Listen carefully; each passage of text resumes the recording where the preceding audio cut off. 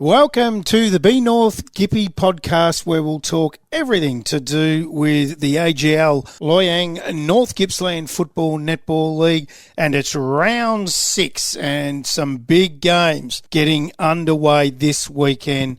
And to help me get through everything we need to, as he does every weekend, it's a warm welcome to the great man, Matty Mosley. Hello, Brad.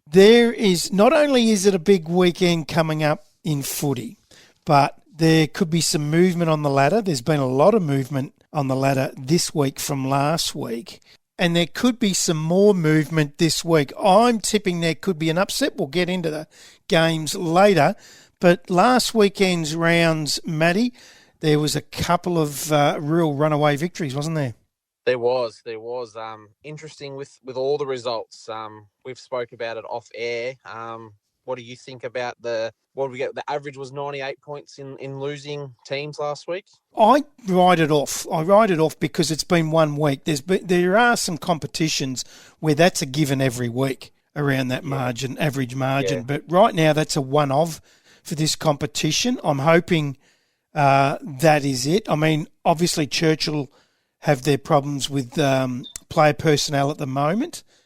Glengarry was the surprise for me to get beat by so much.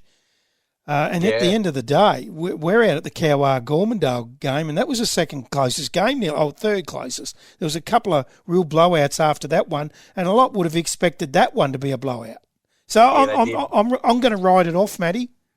Yep, just let it play over the next few weeks. Yeah, I mean, if there was 3 or 4 weeks in a row where that was happening, I'd probably start to get a little bit worried. But having said that, Matt, I think the top 6 area, are they a fair way ahead of the bottom 5? I think so, by a long way. And the scores are starting to reflect that, I think. Unless there's a team with few injuries, otherwise, the scores don't lie, really. No, they don't. So let's hope something happens and there's a bit of movement as the season goes on, because this weekend they're a little bit closer together when we go through round 6, the sides, and there's some cracking games there. So, and I still reckon there might be a surprise in one of them. We'll see how we go with the tips. But last week, the game that we covered, the Sports Stream live match of the round, for the Pride Cup was Cowar, 17-19-121, ran out 78-point winners over Gormandale, 6-7-43. Before I go into the goal kickers and the best, did it feel like a 78-point margin to you? It didn't, because especially in the first half, I reckon Gormandale, for patches for 10-15 minutes, dominated play in their forward half of the ground. They just couldn't score. And which Cowar up the other end had Keenan Hughes just kicking goals everywhere. And that was the difference in my view. But Gormandale aren't as bad as what I expected. I hadn't seen them play yet. Still got a lot to, improve on. But I don't think they're as bad as what I thought. Yeah, it didn't feel like a 78-point game to me. Goal kickers Definitely not. Goal kickers for Cowar. Hughes got 7 and was named best. Second was Alexander and Hector. I'd agree with those 3. Yeah. Yep. I thought they all played their parts in all different type of position players, but they all played their parts and played really well. Yeah, Sean Alexander on the outer wing and Hector in the middle with Hughes forward and getting up the ground, taking a lot of his marks. The 3 of them were very good. Gormandale, Liam Deering kicked 3, and best were Richards, Deering and Peavy. And I'm with you. There's a bit to like about Gormandale, and they kicked 7 the week before against Hayfield. They kicked 6 in the weekend. A lot of these sides that get beat by these margins and haven't won games for a long, long time, some of them are kicking 2 and 3 a game. They are. And Gormandale know where they're at, and they've got a vision now with their new coach. They're a young side. I like the way, is it Millington in the ruck? He has a crack. Yep. I didn't mind. It was Deering up in the forward line, kick 3. Yep. There's something to work with. So hopefully they can hang tough. Yeah, I like what Shane Duncan's doing with them too. I reckon he's just got a real positive vibe, and that can only mean well for the future. Glengarry, 7-5-47. This was a surprise for me. They went down to, not that they lost, but the margin, 97 points. Yallourn North 22-12, 144. Good kicking. Glengarry goals were all single goal kickers, and the best were Isaiah Thomas Williams, who's been brilliant for the Magpies, and Massaro. And for Yallourn North, McDonald got himself 7, and young Climo's doing well. He got 5, and the best were Little Climo, and again, Massis. He's been in the best every week in the best 3. Yeah. Look, this actually doesn't shock me, this result. I think Yallourn North are the team to beat, I feel, at this stage, even though they lost to Hayfield. But I look at that side, and I know that side pretty well, and yeah, it's going to take some hard beating for someone to beat them, I think. I think they're the real deal. We'll get a really good understanding this weekend, I reckon, when they take on Woodside. Yeah. And Woodside, 19-12, 126, ran out 10-goal winners over Sale City, who have injury concerns, 10-6, 66.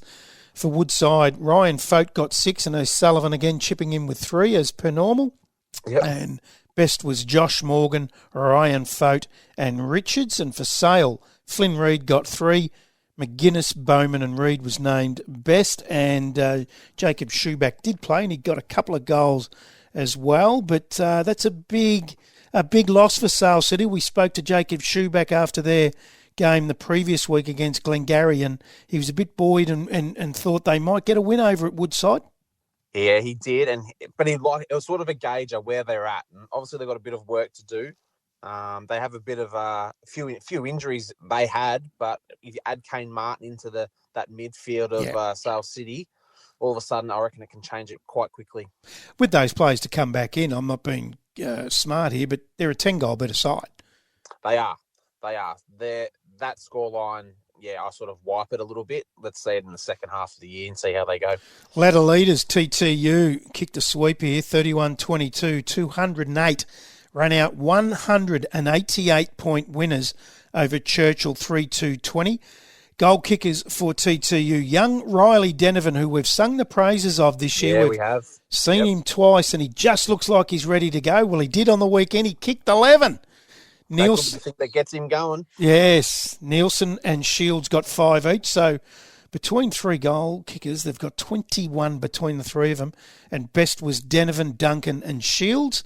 And for Churchill, Peter got 2, and the best was the coach, Wykes, Hill and Sevenson. So there's some alarm bells ringing there for the Cougars. Yeah, I'd love to see how they're going to go this weekend against Rosedale, because they were quite impressive when we watched them against Cowa. So seeing that score line makes me a little bit worried. Yeah, I think as you would know, when you've got younger guys and you're bringing through kids, there's going to be some real inconsistent issues during the year. There's no doubt about that. Yeah. That was one of them. They wouldn't want to get beat by a similar margin this week against Rosedale, who ran out 61-point winners, 18-6, 114 to over Yarram, 8-5-53. This was a surprise to me. It wasn't to you. You tipped the Rosedale team. And Spencer Fox got 7 and Safstrom 3 for the winners. And best was Spencer Fox, Declan Bennett and Caleb Bennett. And for Yarram, Harrison got 2, Swift got 2, and Ben Matten got 2. And best was Underwood, Bentley and Harrison. I've got to ask you, Matty, when a 38-year-old continues to get your best player after coming back from injury week in, week out, as in Griffin Underwood, they're not good signs for Yarram. You literally, I was going to tell you the exact same thing, Brad. When Josh Swift is still your number 1 forward at his age, he'd be pushing 37, 38, and Griffin Underwood, I think we're generous at calling him 38. I think he's over 40. Yes. It's still a credit to them playing really good footy, but as a team, where are they coming? Yes. You've only got your 2 best players are, pushing 40. Yeah, it's not great signs either. And that's a big hurt for them losing to Rosedale at home. I was at Rosedale, sorry. So either way, it was still a massive loss. Oh, it was. And they get the bye this week, and they'll need that to sort of, hopefully if they've got some injuries, and they need the 2 big brothers playing, don't they? They're a different side with the 2 Vardy boys playing. And, of course, probably arguably the best player in the league in Motton. Yeah. If you have him in, I think the morale would just be up with him out there, and obviously without him out playing at the moment, it's really hurting Yarram. Yeah, they want to be very careful because we don't know when they're going to get these back, and when they haven't got them back, they don't want to be getting thumped like that each week. Leading goal kickers now, this is really, really close at the top. Dean McDonald, Yallourn North on 26. He's only one ahead of Keenan Hughes from Cowa on 25. Josh Swift sitting third from Yarram on 19. Then in equal fourth, Riley Denovan from TTU on 18 with Darren Sheen from Hayfield on 18. And then Mick O'Sullivan from Woodside on 17. So it's pretty close in that top six. It's the battle of the full forwards, and there's some ripping forwards playing in this competition, and they're putting on a bit of a show for us. They are. Let's touch a little bit more on Riley Denovan. We've spoken at length on the live streams how he kicked 180 goals in 2 seasons of thirds footy, and he's come in and he's now sitting in the top 4 of the senior leading goal kickers in his first senior year. I think is incredible. It's impressive. Anyone that's kicking double figures in their first senior season is it's impressive, and I can't wait to see what he can do over the next 5 to 10 years playing senior footy. Yeah, he impresses me. He leads well. He's got a good pair of hands. His recovery when he hits the ground is great, and he's one of the best kicks for goal in the competition. He's just so balanced. He is, and he's not taking that number one forward. Sorry, backman, when he's got Jai Nelson there as well, and he's got Mickey there as well.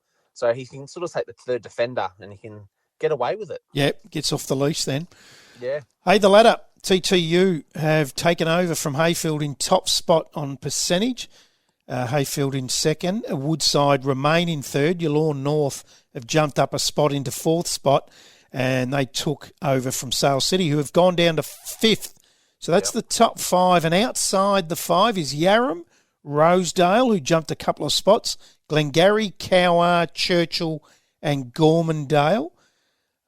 So right now, you would think Rosedale get a win this weekend. They will take over from Sale City if they lose to TTU in that 5. But apart from TTU, Hayfield, Woodside, Yallourn North, Sale City and Rosedale, can you see anyone else making that top 5? I can't. I really can't. I feel like there's a big gap in those bottom 5 sides against the other 6. Even Yarram's an iffy now, I feel. With a low percentage of 76, that's basically another game behind as well.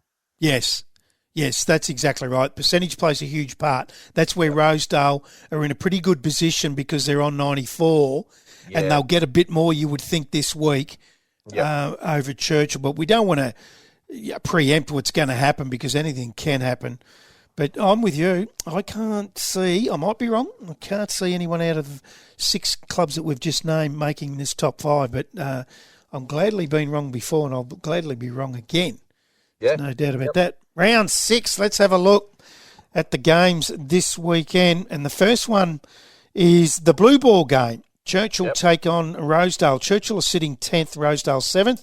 And it's the Sports Stream live stream match of the round, the big blue ball game. And I must say, I will be hosting a luncheon at Churchill on Saturday before the call, the big blue ball game luncheon. And boy, has the president, Mark Ainsworth, and his group of committee put together a big day for the luncheon with guest speakers, and they're out to raise as much money as they can for the Latrobe's biggest ever Blokes Barbecue, which will be held on June 20 at the Kernot Hall. Grab your tickets online, lvbigblokesbarbecue.com.au, and there will be the CEO of Australian Prostate Centre, Mark Harris, a consultant urologist, Dr. Shigib Shabazz, who will talk.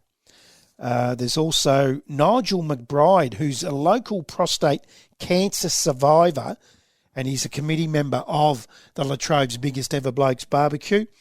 And Di Whitehead, who's the partner of Barry Whitehead, who's currently living with prostate cancer. She'll speak as a partner of a prostate living person. And Barry Whitehead will also toss the coin for the match. So that's going to be a big day out there at Churchill. We'll be there at Gaskin Park calling that. And who do you like in this one?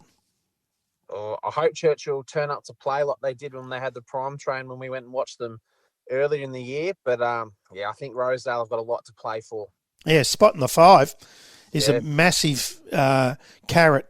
Even though it's early in the season, that's still a massive carrot to get on, get inside that top 5. I'm with you. I'm going to go Rosedale, but I'm also hoping that Churchill can put up a better effort than they did last week.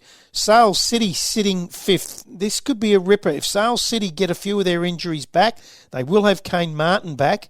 They take on the top-placed TTU, but it is at home for Sales City. Who do you like? Oh, TTU for me. I feel like right at the moment, and it can change with few injuries or whatever, but TTU seems to be a cut above everyone else at the moment. Yeah, I'm with you. I'll go with the Bombers. This is the big game of the round, this one. This could go either way. It's at Yallourn North. Yallourn North sitting 4th. Take on the 3rd-placed Woodside and the reigning Premier. Yeah, Yallourn North for me. Not confident with Yallourn North beating Woodside, but I like them playing at home and they know how to play that ground really, really well. So I'm going to go with Yallourn North. Yeah, not confident me either, Matty. I'm going to go Yallourn North, but not going to be surprised when I look at the scores and if Woodside get up, that's for sure. Gormandale at home sitting 11th, take on the 8th-placed Glengarry, and they play for the Lang Onley Cup. Well, at least they get a cup, Gormandale, if they get up. I'm going to go with Glengarry, but I'm not confident with this either. Yeah, I'm with you. I'm not.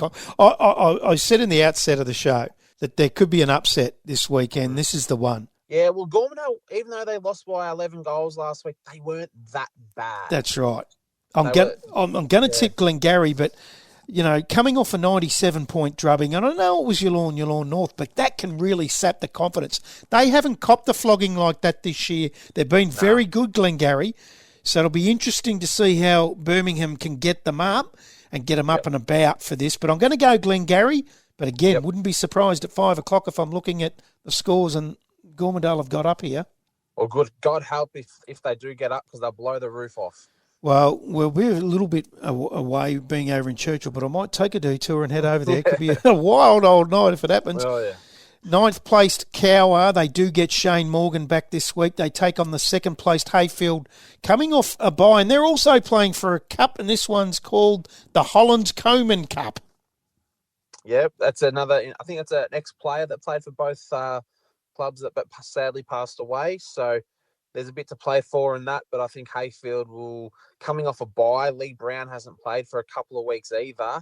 He'll be fresh as a daisy, so I think Hayfield will really put Cowa to the sword this weekend. Yeah, I think Hayfield as well. I mean, Cowa, it's going to be just a goal-kicking fest. You've got Sheen and Brown, and then you've got Hughes up the other end for Cowa. I mean, if you like seeing goals, there could be 40 kicked here on the weekend. Yeah, it could be a shootout. And Yarram have the bye. So we've tipped the same, Matty. Last week we got 4 each. I'm on 20, you're on 19 early in the season, as I know. There's only that one there, but you won't catch me this week because we've gone the same this week. But what are you looking forward to this weekend in this competition? I'm looking forward, obviously, to our game on Saturday. Might get there early and have you emceeing and see what the whole prostate's about. And are they going to use blue footies as well for the boys on Saturday? I don't think so. And I'll tell you what, I reckon they'll clash with the jumper. I think you might be right.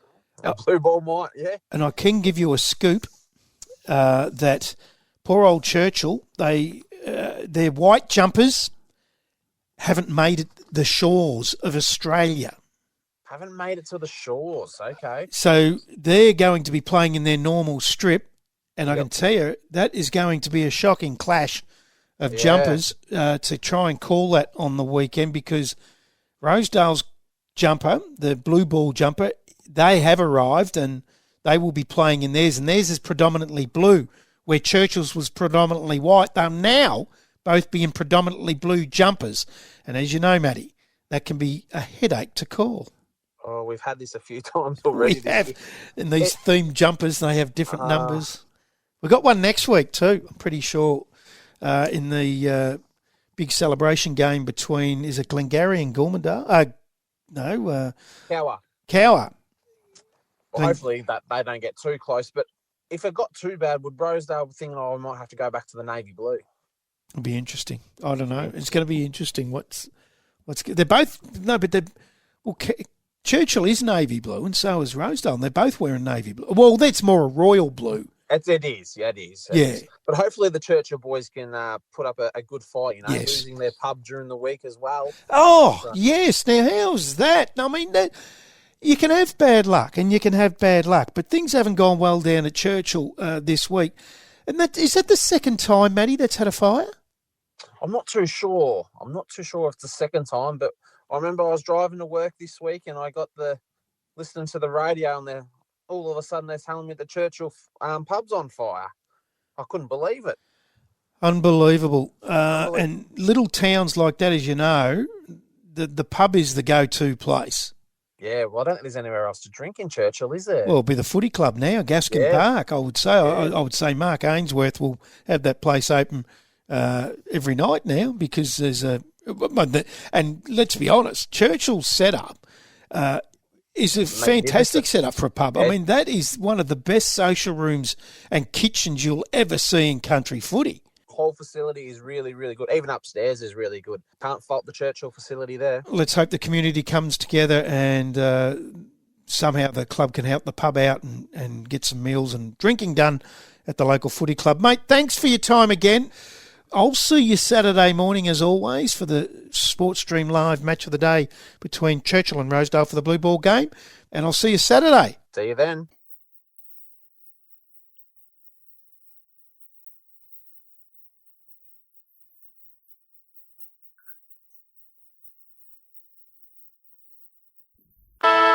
Would you like to partner the weekly Be North Gippy podcast?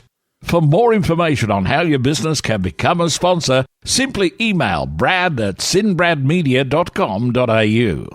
Sinbrad Media is local football. From his first senior game as a fresh-faced 17-year-old to now being the battle-hardened warrior, Joe Wykes has done it all. 2 senior premierships, multiple top 5 finishes in the best and fairest, coached the thirds to a flag, and he's put his body on the line every single week. He played his 300th game for the Churchill Cougars last week, and he is currently the co-coach of the club, and he's been kind enough to join us. Welcome, Joe. Welcome, Joe. Brad, how are you, mate? Mate, I'm fantastic, and you've got a busy week. You've had a busy year. First of all, congratulations on your 300th game last week. Only the 5th player in the history of the club to do it. It's a massive achievement. You must be proud. Yeah, very proud. I love the club, so it's good to play so many games there. Yeah, proud's, you love the club's probably an understatement when I go through your record, what you've done there. It's absolutely incredible. I want to go back to the start. Your first senior game was way back in 2006, and in the final home and away game of that year, you kicked 7 goals against Hayfield. Now, you lost that game, but fell into the finals with 9 wins. You play them 2 weeks later in an elimination final and win by 10 points. You lost in a preliminary final in your first year. That was a real big welcome to senior footy. Yeah, it was in 2006. It was a bit of a harder year for the club. We didn't have a lot of numbers. We had a pretty good senior list, but not a lot of depth. And Dale Foster was the coach, and he really rallied us. And as we made it to a prelim, which was a really, really good effort for what we had at the club. I think we probably only had 27 to 28 players, and then the twos would get fill-ins every week. So, it was a very good year. That last home and away game where you kicked 7 goals, there's not too many youngsters in their first senior year that kicked 7 goals, particularly in those days. The grounds were heavy. It was different footy. How did that day transpire? Did you think, this is not that hard, you know? I can't even really remember it, to say the truth. I know we fell. I know we lost the game. We fell into the finals, and then we bet Hayfield. Obviously, 2 weeks later. Yeah, I'm not 100% sure. I can't remember the game too much. I'd say maybe Justin Cox or Matt Cassidy played on me. Did you kick many goals in the thirds before coming into the seniors of that year? I didn't really play thirds. I only played thirds that day. I doubled up because my mates Paul Met and John Kieran got to double up. They weren't into doubling up the thirds, but when they doubled up, I asked if I could, and Dale obviously said yes. And I reckon I maybe played the first game in the thirds against Rosedale for the year, and then all the other games were in the seniors. So I'd come back from Morwell. I played under 16s at Morwell into bottom age thirds at Churchill, and I think I only played maybe 2 games for the year. You've got family history. You had uncles and your father and so forth were pretty strongly involved in the club in the early days. Is that right? Yeah, Dad not so much, but Uncle Graham coached off the top of my head, maybe 3 or 4 twos premierships. Warren obviously played quite a bit of football for the club. My auntie Kay and Uncle Phil were always around the club, so always down there with them. Obviously, Rob Jollis is also family. He's my cousin. So, yeah, there is a lot of family ties into the club. I've been down there for as long as I can remember. It's incredible, and you're co-coach now with Rob, which is an amazing story on its own. Now, you've had 100-plus goal seasons. That's correct, isn't it? Yeah, I had one in the twos. In 2019, I coached the twos, and we lost the grand final to Yarram. They were a pretty good side. Okay, so it's a long time in the one club. Have you seen many changes over that 20 years? Not a lot of changes to the change rooms and so on. We lost the pot belly from the change rooms, which was a sad day. So we got no heater in there anymore. But lots of change of playing wise. We've got lots of good players from the uni, which has really helped us. And the list turns over fairly heavily, but it's normally an all Churchill list. We don't recruit heavily. You know, the list changes over and the players come and go. Yeah, not a lot of change in the club. Really, when I've been there, Mick Johnson was pretty much president the whole time until Arcus took over. Rob Jenkins was president early years, maybe for 2 years, and I think Mick maybe done 12. And then Arcus took over. It's a pretty stable place. Yeah, there's not a whole great deal of change really at all around the club, apart from maybe losing a pot belly and losing some players. So fast forward, playing a couple of premierships, best and fairest and so forth. Now, the premiership years, where were they? 2008, we bet Gormandale. And 2014, we bet Hayfield. Also, obviously, lost a few grand finals in there. 2019 in the twos, we lost. 2018 in the seniors, we lost. 2009 in the seniors, we lost. So arguably, the 20 years you've been there, you've been through their most successful period for the club. And right now, it's done a bit of an about turn and a complete 360 degrees, and you're the coach, you're the co-coach with your cousin. That's an amazing thing in itself. So you've seen it all from the early days to where you are now. Does that hold you in good stead for the future? Are you really in for the long haul now as a coach? Are you really invested as a coach now? I'm invested for this season. I'd love us to get a new coach next year and a bit of a new voice around the club because we haven't really ever had that. The last time it happened was 2014 when Alan Chandler took over. So I would really love a new voice, but the club's lost a lot of players this year, but it's got so many good young players coming through. I don't think the it's going to be a long turnaround. I mean, I think that we could probably within a year be back playing finals. We're getting lots of games into the younger boys now. Hopefully a coach would come in and bring a couple of recruits and we get a few people back that have, gone on to the Gippsland League or mid-Gippsland. We can entice them back. I think the turnaround would be pretty quick. I mean, the thirds are top of the ladder. They got a top of the table clash this week against Rosedale and they lost the grand final last year to TTU, which were a really good third side. It just goes to show when they filter through, you can turn it around pretty quick. Yeah, I go back to the earlier game that I seen you in round 2 against Cowa. You win that by 10-plus goals and just some of the kids that day. One that really stood out to me, impressed me, was Sam Robinson. Yeah, young Robbo. It's his first year back to the club. He's played juniors for the club before. Yeah, he's very quick and very agile. He's got a big future in senior footy. There's no doubt there. Joel Williams also played that day. He was really Yes. really good that day. They've got a really good sidestep, and they're really quick and clean. If the thirds weren't in such a good position, I mean, they could play seniors for the whole year, no worries at all. But we've just got to be careful there, letting them play their thirds and letting the thirds qualify for finals and so on like that, and really keeping that whole group of kids interested in playing footy. Who are some of those kids that you've got coming through now, apart from Williams and Robinson that we've just mentioned? So young Maxi Grimes has played a few senior games early already. He's real tenacious, and he's a really hard worker, so he's going to get there. Kobe Caldwell's played early. Dan Tobin's played early. He's really, really classy. Cobb's a hard-working forward. That's Kobe Caldwell. I mean, there'll be more. Ryan Berg. We've been looking at Ryan Berg. Will Towers played seniors last year against Cormandale. And then there's players like Brody Auger, Busky. There's quite a list that we could bring through the seniors this year. I've probably missed some. Sorry for who I have missed. There's a lot of them. Just goes with what you're saying. This is a good job for a senior coach to come in. There's some good kids coming through. I don't think you should have too much of a problem finding one if you're looking at just doing it for this year. But that's a pretty good list of kids coming through, and they've always been thereabouts in the thirds, haven't they, for a fair while now?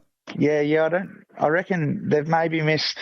I mean, I've been going since '06. I reckon maybe they've missed finals since '06 3 times, and they've been in quite a few grand finals. I reckon we've probably won a thirds grand final at least every 5 years since 2006, and maybe played off in a grand final every 3 years since 2006. It's about keeping them. That's the hard thing, and I know all country football clubs have trouble with it. Yeah, hopefully we can hold on to the good core group of them this year, and they can progress through the seniors like the last core group did, with obviously Squid and Geordie and Nick Salima and players like that, all progressed through, deemed a group, and went on to play in a thirds premiership and then into a senior premiership. That's the plan. So just before we let you go, there's also some form of the more senior players, and Phoenix one who's had a good season, yourself, Blake as well, and Liam Blyeswick. He's been a good pickup for you. Yeah, Liam has been good. He's a big lanky ruckman. He's in that age profile that we're really looking for.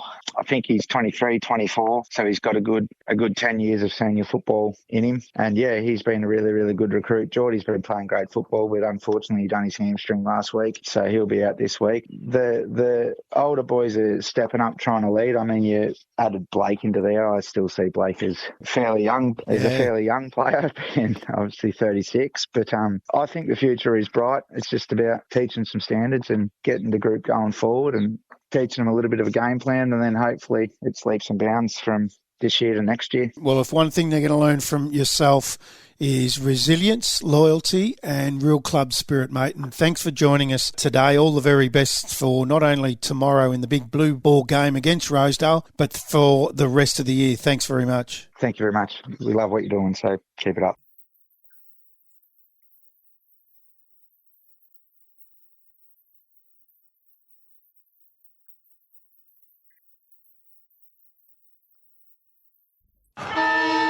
Sportstream Live Gippsland is the streaming partner for the AGL Loyang North Gippsland Football Netball League for season 2025.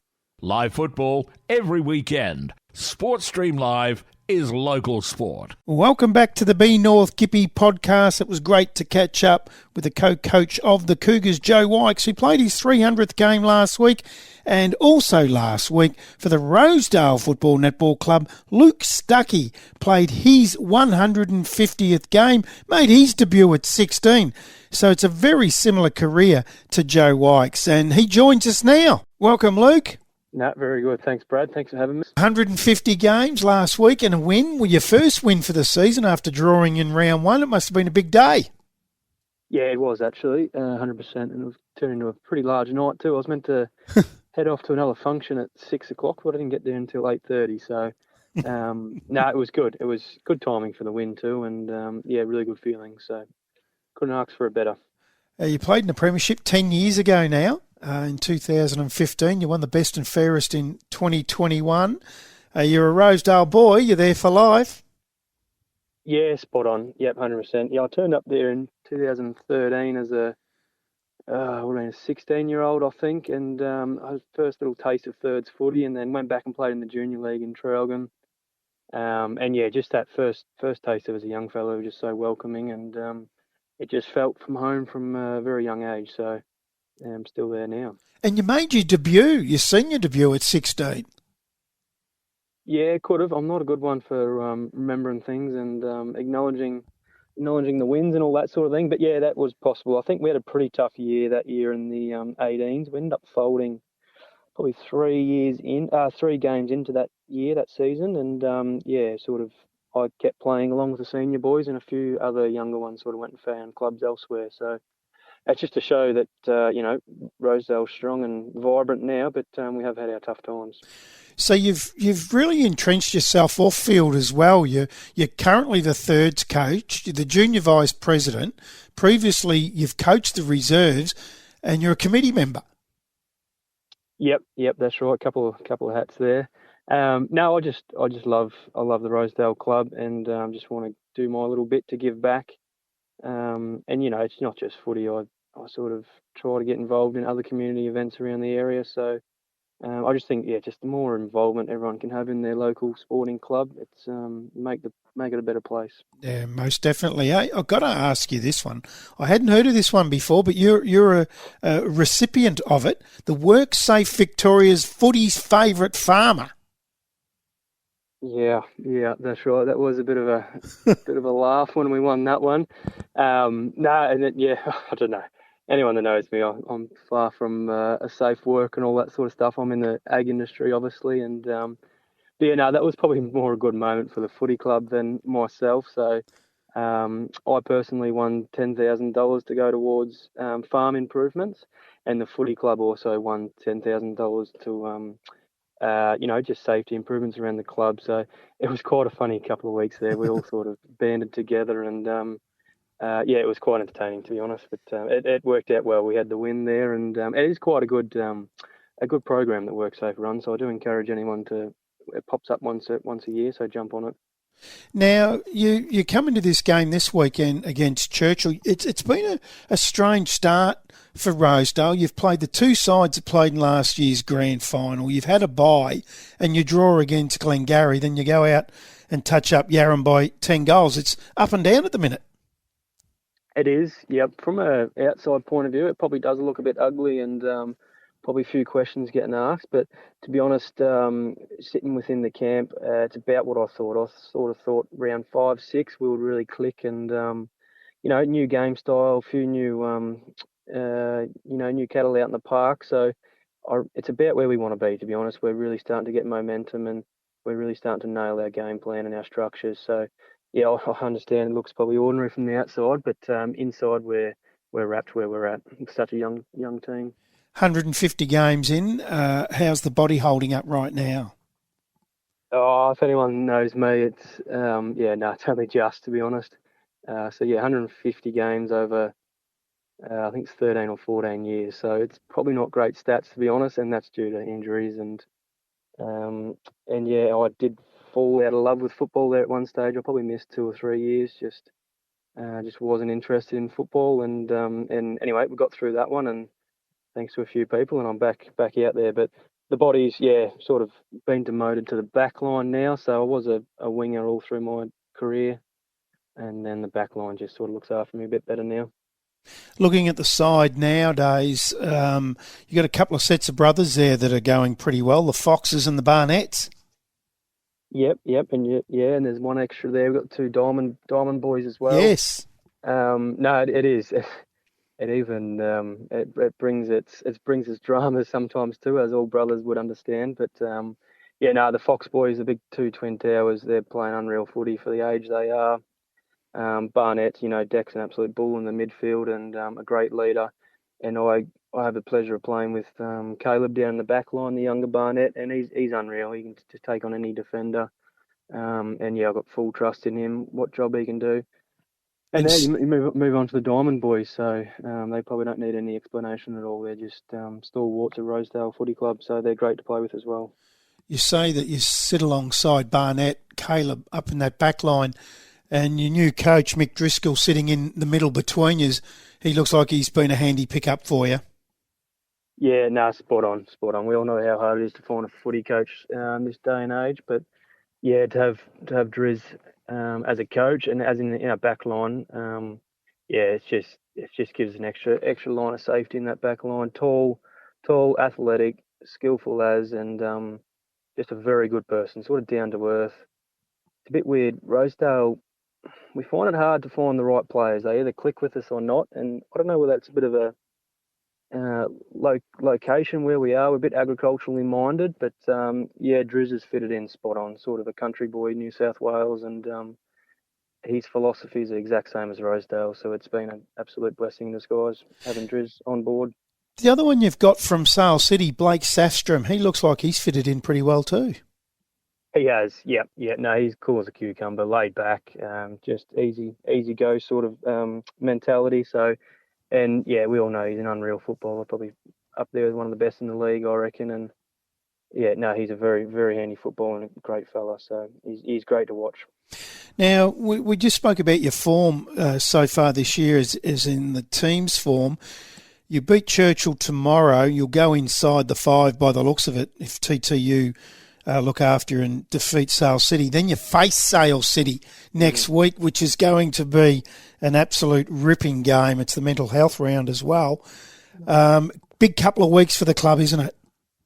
Yeah, no, you're spot on. It is. We're sitting in the committee meeting there this week and going through everything that's got to line up for the next few weeks, just from football operations side of things and the netball side of things. So it is, reunion next week for the 2015 and football flag, netball flag, and there's about 3 or 4 others in there as well. So it is a massive week. And as far as on the park, it's always a good matchup against Sale City.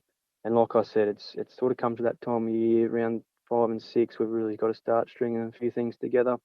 And I reckon we're equipped and ready to fire. So I'm looking forward to the next part of the season. Yeah, it all looks good. Hey, Luke, just like to thank you for joining us and congratulations again on your 150th last week and all the very best for tomorrow against Churchill and the remaining part of the year. No, very good. Thanks, Brad. Thanks for having us and what you're doing is great for the North Gippy League. So thank you very much, Brad.